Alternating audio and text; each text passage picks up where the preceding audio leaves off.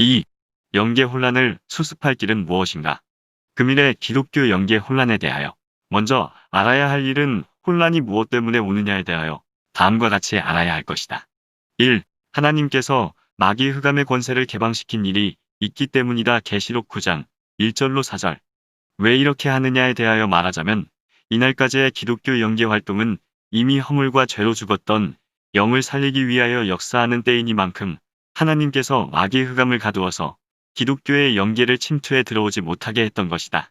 이것은 이미 마귀 권세 아래서 죽은 영들을 살리는 운동이니만큼 그리스도의 십자가의 승리를 통하여 마귀가 물러가기 때문이다. 그러므로 누구든지 예수만 믿으면 예수님의 권세가 그 영을 죄에서 해방시킬 때 자녀가 되는 권세를 무조건 믿음으로 말미암아 받게 되었던 것이다. 그러나 지금에 와서 마귀의 권세를 개방시킨 것은 변화성도를 일으키기 위한 목적이다. 변화성도라는 것은 흉생받은 자로서 아무리 마귀 미혹이 와도 그 미혹을 받지 않고 말씀으로 승리하고 이긴 자라야 남은 종이 되기 때문이다. 그러므로 하나님은 마귀 권세를 허락해서 성도를 대항하도록 하기 때문에 영계의 혼란기가 오는 것이다. 2.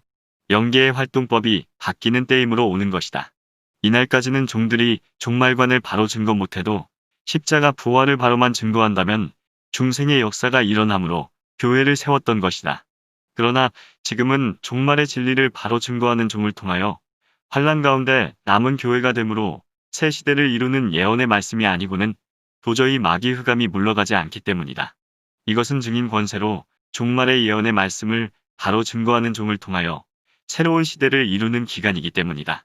이렇게 하는 것은 변화 성도를 모아서 한 단체를 이루어 마귀의 앞잡이 거짓 선지자와 싸우는 때이므로 하나님의 종들에게 완전 무장을 주기 위하여 마귀의 흑암을 개방시켰으니 완전 무장이 못된 자는 얼마든지 혼란에 빠지게 되는 시기가 있으므로 극도로 영계가 혼란해지는 것이다. 3. 종들을 시험해보는 때이므로 극도로 혼란해지는 것은 아무리 영계가 밝은 종이라도 시험을 해보고야 새로운 역사를 주기 때문에 과거의 은사만 가지고는 도저히 혼란을 수습할 수가 없다. 이것은 하나님께서 사랑하는 자들을 새로운 역사로 들어쓰기 위한 방법이다. 예를 든다면 무슨 단체든지 그 단체의 법을 변동시키려면 여러 가지 복잡한 일이 있는 것이니 이와 같이 하나님께서 종들을 들어쓰는 방법이 달라질 적에 종들의 영계 상태는 혼란에 빠지게 된다. 이때의 대표적인 사람을 세워서 혼란한 영계를 하나 되게 하는 일이 있는데 이것을 말세의 증인 권세 역사라 하는 것이다.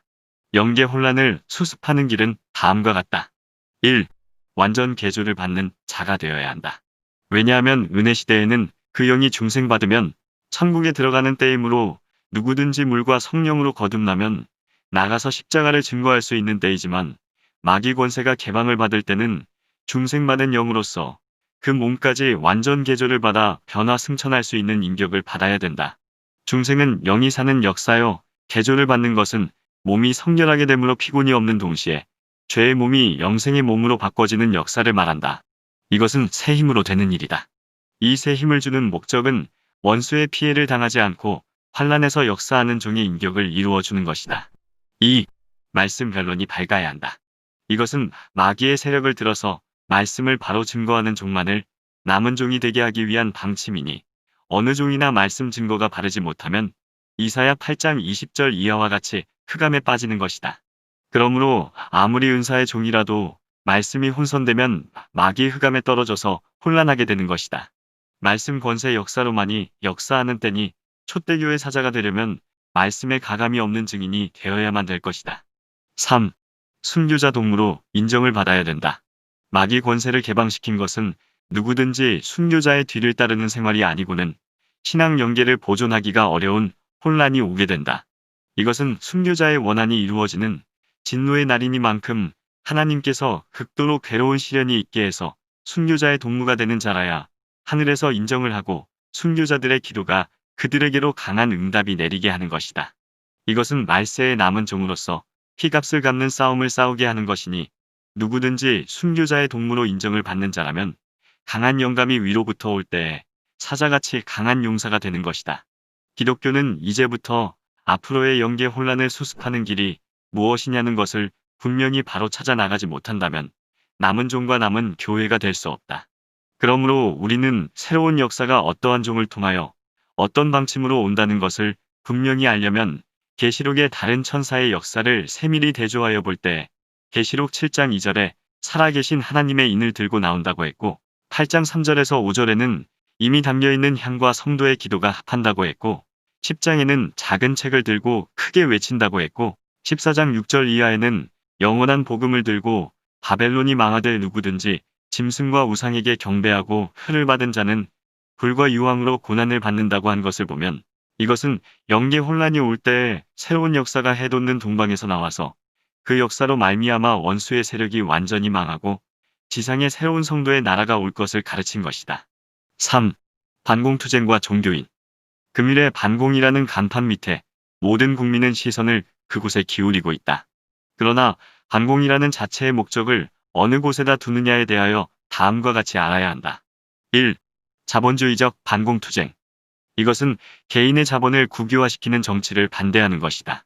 소위 공산국가 건설이라는 간판 밑에서 사회주의가 있으니 사회주의는 개인의 자본을 국유화시켜 국채를 부강케 하기 위하여 전 국민의 노력이나 물질이나 언론이나 모든 활동을 자유를 주지 않고 사회주의 노동당의 정권 아래 무조건 굴복하라는 것이 그들의 정책이다. 그러므로 자유를 위한 국민으로서 자유가 없다는 것은 한 공산국가를 이루기 위한 사회주의 노동당의 한 도구가 되는 것이다.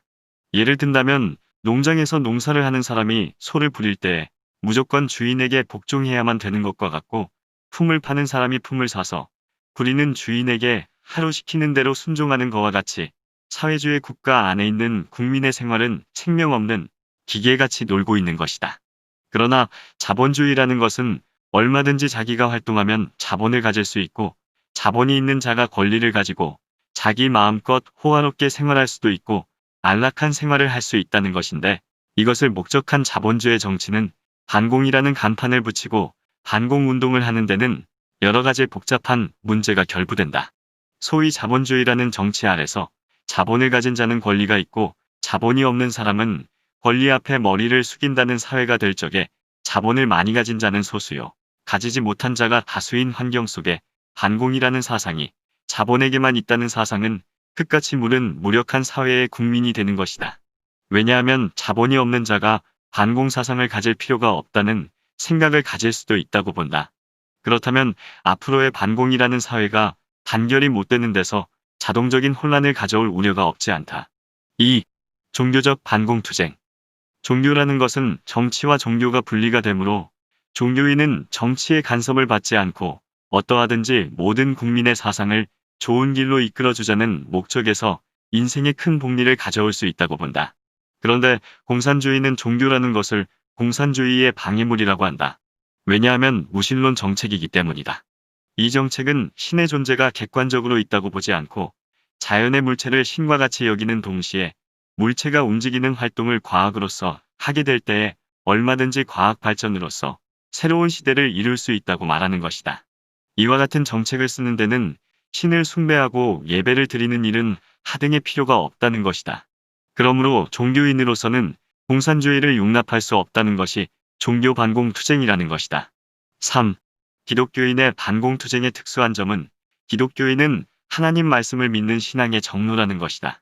그러면 하나님 말씀은 그리스도가 세상에 탄생하기 전에 모든 선지를 통하여 장래를 예언할 때에 그리스도께서 성령으로 잉태하여 어린아이로 날 것을 말했고 그가 복음을 전파할 것과 십자가에 죽을 것과 부활 승천할 것을 말했고 성신이 강림할 것을 말한 동시에 이 역사가 세계 인류적으로 전파될 것을 가르쳤다. 이 선지들의 예언은 주님께서 세상에 오시기 700여 년 전 시기에 예언한 말씀인데 서기 2020년 되는 금일에 시대의 조류를 선지 예언과 맞추어 보면 1.1획도 희미하지 않고 햇빛같이 밝게 나타나는 진리를 파악할 수 있다. 금일까지 기독교는 죄를 사하고 그 영혼이 천당 간다는 것이 목적이었는데 말세의 비밀이란 진리를 계시록과 선지서를 통하여 대조해보면 인류 종말에 새로운 시대가 올 때는 무신론적 정책이 북방에 자리 잡고 백성의 경제 자유를 박탈하고 모든 사람을 압박하는 정치를 하는 데는 그리스도를 대적하고 나오다가 그리스도가 그때의 재림함으로 북방 세력이 다 망하고 이 세상은 그리스도의 통치 왕국이 온다고 가르쳤다. 그러면 이것을 믿는 기독 신자가 반공운동을 하는 것은 자본주의와 같이 개인의 자본을 옹호하자는 목적보다도 모든 종교인들이 종교신앙 자유를 찾자는 목적보다도 좀 더 들어가서 공산당은 북에 자리 잡고 기독교를 짓밟고 진리를 대적하고 나오는 것은 분명히 심판의 대상자라고 보는 것이다. 이 세력이 망하는 것은 자연을 초월한 신의 역사가 주재림기에 나타나서 북방을 무찌르고 짓밟고 나간다는 말씀과 북방 세력이 다 심판을 받고 새 시대가 올 때에 북방의 정치와 타협을 한 자는 누구든지 다같이 심판받을 것을 분명히 말씀했으니 우리 기독교인의 반공투쟁은 경제 자유나 언론 자유를 목적한 것보다도 공산국가는 반드시 망하고 그리스도의 왕국이 이루어진다는 것을 성경에서 믿기 때문에 아무리 공산당이 강하게 일어난다 해도 조금도 타협하지 않고 끝까지 싸울 것을 말씀에서 무장하여 주님 다시 올 때까지 싸워나간다는 것이 기독교인의 반공투쟁의 특수한 점이라는 것이다. 4. 과학 발전과 기독교의 사명. 과학과 기독교는 서로 대적이 될 수도 없고 서로 떠날 수도 없고 과학과 기독교가 그 위치를 바로 움직일 때에 완전한 인격도 완전한 사회도 완전한 국가도 이룰 수 있다고 본다. 왜냐하면 하나님께서 사람을 창조할 때 과학 발전을 할 수 있는 정신작용의 기능도 주셨고 또는 얼마든지 종교도 발전하여 새로운 시대를 이룰 수 있게 하신 것이다. 이제 과학 발전과 기독교의 사명에 대하여 다음과 같이 말한다. 1. 과학이 발전되므로 기독교는 완전한 진리를 증거할 때가 왔다. 이날까지 기독교는 영혼이 천당 간다는 진리를 전하는 것만은 완전한 진리 운동이 아니다. 우리는 어떻게 되므로 이 땅에 완전한 그리스도의 왕국이 온다는 것을 증거하려면 오늘의 과학 발전이 됨으로만이 모든 선지의 예언과 계시록을 증거할 수 있다. 그러면 과학 발전이라는 것은 그것으로만 완전이 아니고 과학이 발전됨으로 새로운 시대를 이룰 수 있는 시대적인 증거가 되는 동시에 이루어지는 역사가 된다. 과학이 발전됨으로만이 기독교 종말에 세계적인 복음 운동을 할 수도 있고 세계 인류의 전멸이라는 환란과 재앙도 있게 된다는 것이 성서의 종말론이다. 모든 선지는 종말론을 말할 때에 하나님께로 묵시를 보았는데 교통이 극도로 빨라질 것을 보았다. 세계 인류가 전멸되는 환란은 공기가 불이 되고 사람이 횃돌같이 되는 환란이라고 이사야 33장 10절로 12절에 말했고 심판기에는 인간 지혜와 지식이 별세계까지 간다고 오바댜 1장 4절에 말했고 인간의 지식이 발달됨으로써 극도로 사치한 세상이 될 것을 계시록 18장 5절 이하에 말했다. 또는 사람들이 극도로 인간 지혜와 지식에 미혹되어 자기밖에 없다고 한다고 이사야 47장 10절에 말했고 온 세계 인류는 한 시간에 불사름을 당한다고 계시록 18장 9절로 10절에 말했다. 그 밖에 모든 성경은 다 하나같이 북방 세력이 하나님을 대적하고 나올 때는 세계 인류는 다 하나님의 완전성을 부인하고 자기 중심에서 극도로 방탕한 사회가 될 것을 말했으니 우리는 이때에 기독교가 일할 사명이 무엇이냐는 것을 바로 알아야 한다. 2. 기독교가 이때의 일을 해야 할 사명은 새로운 그리스도의 왕국이 이루어질 것을 목적하고 활동하여야 된다.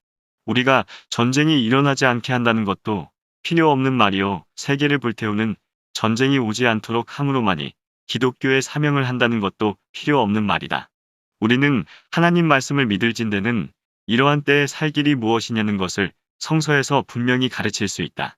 만일 기독교가 이 진리를 분명히 가르치지 못한다면 다시 오시는 주님을 영접할 수가 없을 것이다.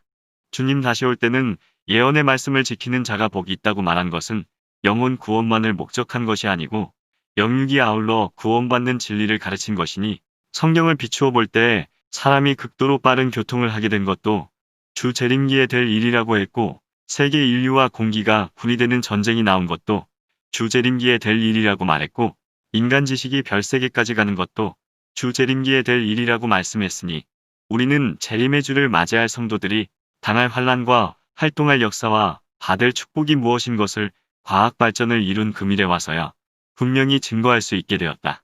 기독교의 종말론은 과학 발전이 지금같이 되는 일이 없다면 증거할 수가 없는 것이로되 과학이 극도로 발달된 현실에 와서 이 시대 사람에게 증거할 수 있는 말씀이 계시록이요 선지서라고 보게 된다.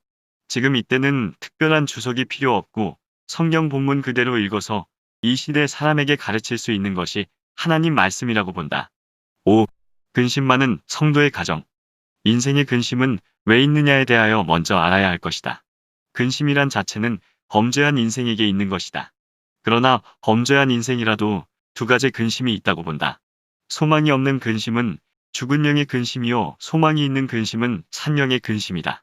오늘의 산믿음을 가진 성도의 가정에 근심이 많을 수밖에 없는 시대를 만났다고 보게 된다. 어찌하여 참된 성도의 가정에는 근심이 있을 것이냐에 대하여 다음과 같이 말한다. 1. 시대를 근심한다. 이 시대라는 것은 성도에게 큰 시험이 오는 때이므로 이 시험에 이기지 못하면 다시는 성도가 시기가 없기 때문이다. 예를 든다면 어려운 문제를 앞에 놓은 사람이 그 문제를 어떻게 해결할 것이냐에 대하여 근심하는 것은 그 어려운 문제를 해결해야만 될 사명이 있기 때문이다. 만일 어떤 사람이 어려운 문제가 닥쳐와도 아무런 근심을 하지 않고 평안히 먹고 마시고 있다면 이 사람은 그 사명을 감당할 소망조차 끊어진 상태라고 본다. 이와 같이 금일에 어떤 신자가 아무것도 생각지 않고 세속으로 흐른다는 것은 자기 사명을 할 수 있는 기능을 상실한 자인 동시에 아무런 소망조차 똑똑하지 못한 신자라고 본다. 누구든지 산 믿음을 가진 신자라면 이때의 이 시대를 알고 근심치 않을 수가 없다. 왜냐하면 이 시대에 되는 일은 전부가 성도의 신앙의 대적이 되는 것만 왕성해 가기 때문이다. 오늘의 과학 문명의 눈부신 발전은 참된 산 믿음을 가진 자에게는 기쁨을 주는 것보다도 오히려 근심을 주는 일이 많이 있게 된다. 이것을 통하여 모든 사람이 참된 신앙의 사상을 지키기가 어려운 난제가 닥쳐오기 때문이다. 그러므로 참된 산 믿음을 가진 성도는 이 시대를 근심하면서 왜 이러한 시대가 오느냐에 대하여 다시 한번 성경을 읽어볼 필요가 있고 그 성경에서 시대를 분별할 수 있는 새로운 지식을 얻고 지식을 발견하는 동시에 이 시대에는 어떠한 노선으로 나가야 된다는 것을 바로 깨닫기 전에는 모든 것은 다 수포로 돌아갈 수밖에 없는 때가 왔기 때문이다. 율법 시대가 끝이 나고 은혜 시대로 바꿔질 때도 외식하는 바리새교인들은 그리스도의 십자가를 악평하면서 자기가 큰 승리를 보았다는 듯이 날뛰고 있었지만 참된 신자들은 크게 근심하게 된 것은 예루살렘이 앞으로 망하게 될 것을 근심했던 것이다. 근심하던 사도들은 오히려 영계가 새로운 역사를 하는 자가 되었지만 사도를 악평하고 자기네 권세를 내세우려고 하던 유대교는 다 망하고 만 것이다. 오늘의 이 시대는 분명히 은혜 시대에서 환란 시대로 바뀌는 시대라는 것을 분명히 안 성도들은 금식하며 밤을 새워 눈물 흘려 기도할 수밖에 없는 때라고 본다. 이제 다시 전쟁이 난다면 미리 금식하고 하나님 앞에 부르짖고 해산의 수고를 다하던 자들이 남은 자가 되고 아무런 근심 없이 세상 향락에 도취가 되어 음료적인 행동을 하던 자는 분명히 망할 때가 왔다고 본다. 인류 역사상 이같이 무서운 환란이 있는 시대는 다시 없다는 것을 성서에서 알아야 한다. 2. 시온 대회를 위하여 근심한다. 지금 이때의 성도로서 근심하는 일은 기독교에 관한 일이다. 과거에는 교회의 상부가 양떼를 위하여 목숨을 내놓고 싸워주는 일이 있으므로 따라가는 양떼들이 진리의 바른 노선을 찾아서 교회를 세웠지만 금일에 와서 오히려 양떼가 강단의 선종을 근심하고 심지어 은혜를 받게 해달라고 기도하는 상태에 들어갔다. 과거에는 성령을 충만히 받은 종이 양떼가 성신받기 위하여 노력하는 것이 사도의 활동이지만 지금은 오히려 성신받은 교인들이 성신받지 못한 자가 강단에 서는 것을 눈물겹게 생각하고 오히려 금식하고 강단에 서는 종이 은혜를 받게 해달라고 기도하는 광경은 가련하기 짝이 없다. 쓴 것을 달다고 하고 단 것을 쓰다고 하는 상부의 결정이라는 것은 오히려 참종을 몰아내는 사단의 회가 되었으니 교회를 사랑하는 성도가 어찌 근심치 않으리요. 양떼들은 피 흘리기까지 싸우려고 결심하는데 앞장을 서야 할 종들이 오히려 협상주의 노선을 걸어가며 순교적인 사상을 가진 사람을 협상주의 노선의 길로 끌어보려는 수단을 가지고 있으니 어찌 될 것이냐는 교회 장래를 근심하게 된다. 하늘 높이 솟아오른 독수리같이 올라가야 될 종들이 땅만 바라보고 기어다니는 유물적 정책과 보조를 맞출 수 없다. 하늘의 것을 사랑하는 사상과 짐승같이 땅의 것만 사랑하는 사상과 어찌 한자리에 앉아서 합의를 볼 수 있으랴. 그러므로 계시록 13장 15절에 다른 짐승이라고 한 것은 소위 종교 지도자로서 짐승의 표를 받게 하는 거짓 선지를 가르친 것이다. 슬프다 아리엘이여, 천하의 모든 사람들이 다 아리엘을 대적하니 아리엘은 약할 대로 약해지는 자리에서 음성조차 낮아진다. 하나님은 참된 성도의 근심에 잠기어서 부르짖는 그 눈물을 받으시고 원수를 갚는 진노의 날이 임박했다. 남은 좋은 때가 왔다고 날뛰는데 오히려 근심하는 성도의 가정, 이 시대의 숨은 비밀 알고 보니 근심 중에 새 힘을 받도다. 3. 생활 염려의 근심. 거짓 많은 세상에 양심대로 살아보려는 성도의 가정, 억울하게 사기를 당하고 보니 사업조차 실패하고 아들, 딸 앞에 놓고 탄식하는 그 소리 가련하도다. 내 마음같이 믿고 도와주었건만 보람없이 되고 보니 오히려 미움받고 쫓겨나는 그 광경 가련하도다. 자녀를 사랑하는 부모가 천신만고 다하여서 자녀를 길렀건만 할 일 없는 실업자 되고 보니 오히려 괴로움을 주는 쓴잔이 되었도다. 주일 성수하려고 하다 보니 취직할 길 없어 방황하며 신앙을 자라게 하는 교회를 찾아갔다가 소방대같이 은혜의 불을 끄는 교회에 가 상처를 받고 이것저것 할 일 없어 방황하다가 골방에 들어가 문을 닫고 기지개 켜며 잠자는 그 모양 가련하도다. 슬프도다. 잠자는 자여 낙심 말고 일어나라. 가련한 자 복받는 심판의 다림줄 동방에 나타났다. 화려한 생활 부러워 말고 심판주를 맞이할 준비 갖추어 새 시대 보자. 잠깐 동안 근심 중에 밤을 새워 부르짖던 성도의 기도 응답이 내림으로 주의 천사 보호하여 승리의 길을 가게 되리. 사람이 무엇을 주고 성도의 믿음 빼앗을 수 있을까? 산믿음 가진 성도 근심은 많지만 은혜도 많도다. 화려한 교회 찾아가 상처를 받았지만 천막 교회 찾아갔다가 새로운 힘을 받고 새로운 출발을 하게 되는 성도들이 많도다.